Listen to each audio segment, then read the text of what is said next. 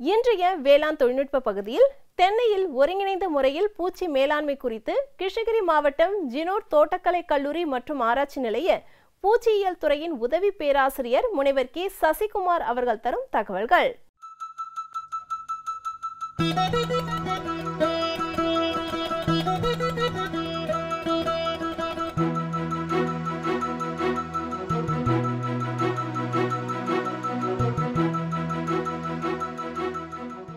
இன்றைய நாள் நம்ம பேச போகும் தலைப்பு என்னவென்றால், தென்னையில் முக்கியமான பூச்சி மற்றும் மேலாண்மை முறைகள்.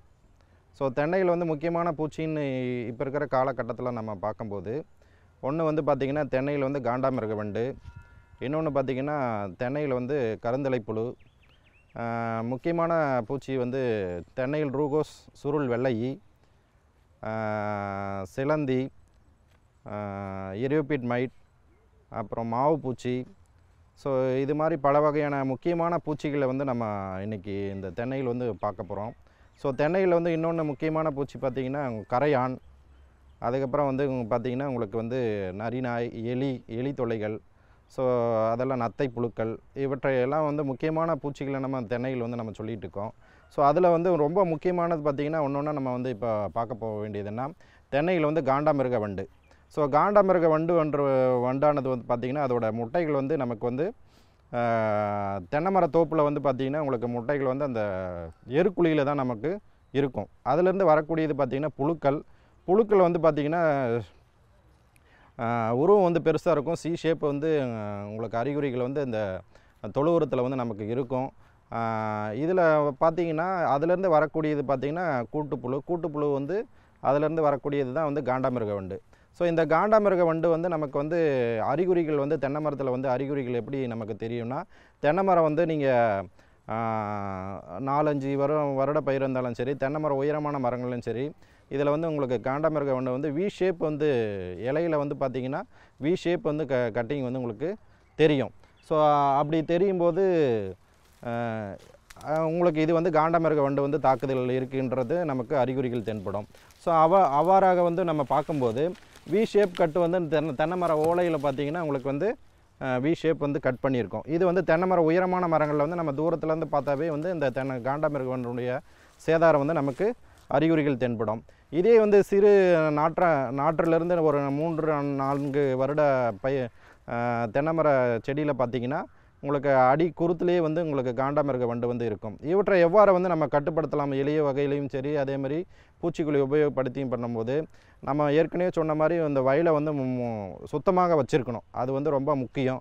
அடுத்து பார்த்திங்கன்னா எருக்குழின்னு சொன்னோம். எருக்குழியில் உங்களுக்கு இந்த முட்டைகள், புழுக்கள் இதெல்லாம் நம்ம கட்டுப்படுத்துறதுக்கு இயற்கை வழியில் மெட்டாரைஸ் அனிசோஃபோலின்னு ஒன்று நமக்கு பூஞ்சான் இருக்குது. அந்த பூஞ்சானை நம்ம எருக்குழியில் தெளிக்கும் போது கட்டுப்படுத்திடலாம். பூச்சிக்கொல்லின்னு பார்த்திங்கன்னா குளோரிபைரிபாஸ்ன்ற மருந்தை 2 மில்லி 1 லிட்டர் தண்ணியில் எருக்குழியில் தெளித்தா அந்த நேரத்துலேயே நமக்கு இந்த காண்டாமிருகனுடைய புழுக்களை நம்ம கட்டுப்படுத்திக்கலாம். ஸோ அடுத்து பார்த்திங்கன்னா இந்த வண்டு நமக்கு உயரமான மரங்கள் அங்கங்கே வி ஷேப் கட் பண்ணியிருக்கோம். அதேமாதிரி இலை மட்டையில் ஓட்டை துளைகளை ஏற்படுத்தியிருக்கோம். அதுக்கு நீங்கள் பார்த்திங்கன்னா தென்னை மரத்தில் பார்த்திங்கன்னா 2 தென்னை மர ஓலைக்கு நடுவில் பார்த்திங்கன்னா வேப்ப முன்னாக்கு உங்களுக்கு 50 கிராம் வேப்ப முன்னாக்கு 2 மடங்கு மணல், இதை நீங்கள் போட்டிங்கன்னா இந்த காண்டாமிருக வண்டுகளை கட்டுப்படுத்திடலாம். அதே மாதிரி தென்னை மரத்தோப்பில் காண்டாமிருக வண்டுக்கு பொறியான இருக்குது, ரைனோலூர்ன்ற பொறி இருக்குது. அது ஒரு ஹெக்டருக்கு 5 எண்ணெய் வைத்து நம்ம காண்டாமிருக வண்டுகளை அழிச்சிடலாம்.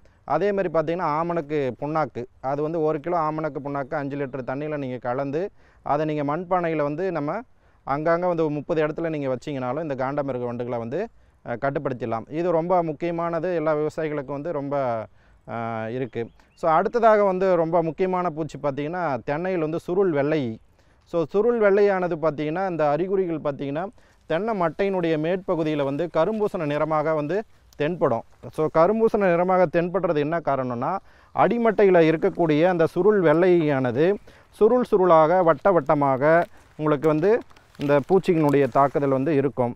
ஸோ சுருளாக மற்ற பயிர்லேயும் வரக்கூடிய வெள்ளையானது சாதாரணம். இது சுருள் வெள்ளையை முதலாக நம்ம பொள்ளாச்சி அந்த தமிழ்நாட்டை பொறுத்த வரைக்கும் பொள்ளாச்சி பகுதியில் அதிகமாக தென்னையில் இந்த பூச்சி வந்து கண்டறியப்பட்டனா அது உள் மாவட்டத்திலும் இல்லை எல்லா பகுதியிலும் வந்து இந்த சுருள் வெள்ளையினுடைய தாக்குதல் வந்து தென்படுகிறது.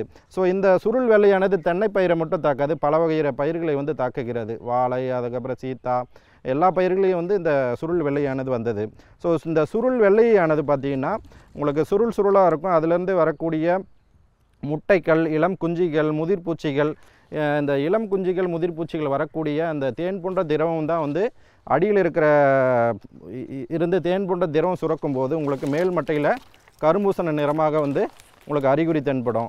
ஸோ அந்த கரும்பூசண நிறமாக இருக்கும்போது நாளடைவில் நமக்கு வந்து ஒளிச்சேர்க்கை நடைபெறாதனால நமக்கு வந்து மகசூல் இழப்பு வந்து ஏற்படும். ஸோ அதை வந்து நமக்கு நிவர்த்தி முறைகளை நம்ம என்னென்ன செய்யணும்னா, தென்னையில் சுருள் வெளி முதல் முறையாக இது வந்து உயரமான மரங்கள்லேயும் வரும், குட்டையான ரகத்துலேயும் வரும், நெட்டை ரகத்துலேயும் வரும்.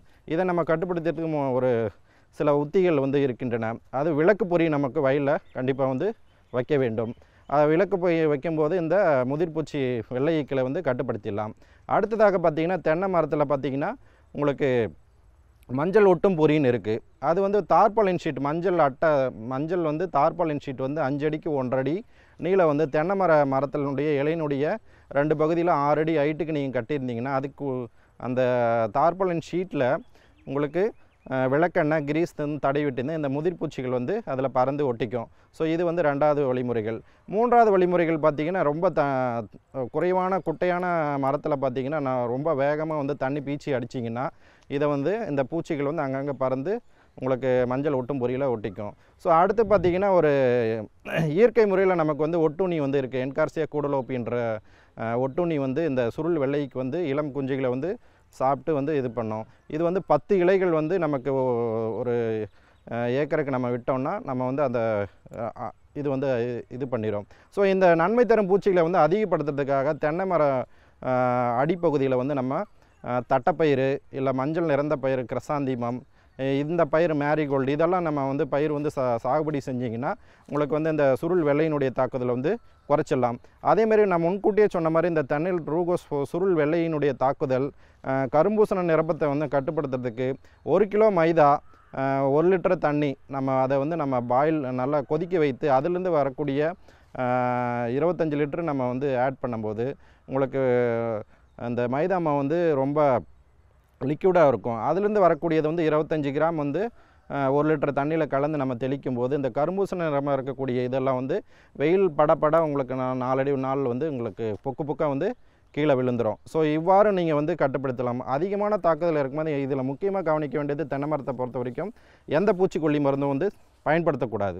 ஸோ அப்படி பயன்படுத்துனீங்கன்னா நமக்கு வந்து இந்த பூச்சி வந்து மென்மேலும் வந்து அதிகப்படுத்தும். ஸோ அதனால் பயன்படுத்துங்க. அதுக்கு பதிலாக வேப்பெண்ணெய் 3 மில்லி 1 லிட்டர் தண்ணி, அசாடிராக்டின் 5 மில்லி 1 லிட்டர் தண்ணி, அந்த அளவில் நீங்கள் பயன்படுத்தி கட்டுப்படுத்திக்கலாம். ஸோ இன்னொன்று முக்கியமானது வந்து பார்த்திங்கன்னா தென்னையில் வந்து கருந்தலைப்புழு. இது வந்து பார்த்திங்கன்னா கருந்தலைப்புண்ணுடைய அறிகுறிகள் வந்து இலையினுடைய மட்டையினுடைய அடியில் அந்த கருந்தலைப்புழு வந்து பச்சையத்தை வந்து சுரண்டி சாப்பிட்டு நாளடைவில் வந்து உங்களுக்கு அந்த இடத்துல பார்த்திங்கன்னா தென்னையினுடைய மட்டையினுடைய அடிப்பகுதியில் வந்து மண் போன்ற திரவம் வந்து படிஞ்ச மாதிரி இருக்கும். நாளடைவில் இலை வந்து கருகி போயிருக்கும். இதுதான் வந்து தென்னையில் வந்து கருந்தலைப்புழுனுடைய தாக்குதல். இதை நம்ம வந்து கட்டுப்படுத்துறதுக்கு வந்து பார்த்திங்கன்னா நமக்கு வந்து ப்ரொக்கான் பிரேவிகார்னிஸ்ன்ற புழு ஒட்டுண்ணி இருக்குங்க. அது வந்து நீங்கள் வந்து வயலில் வந்து ஒரு ஏக்கருக்கு 21 பாக்கெட்டு நீங்கள் வந்து பயன்படுத்தலாம்.